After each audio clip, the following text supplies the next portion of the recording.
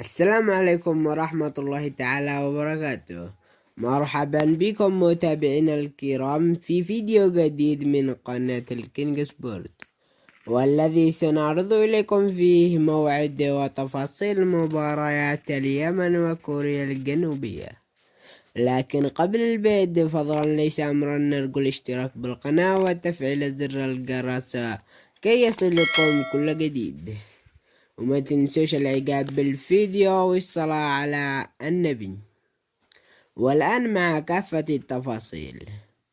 وبعد قرعة آسيا وضع المنتخب اليمني في المجموعة الخامسة مع منتخب كوريا الجنوبية والصين وقطر.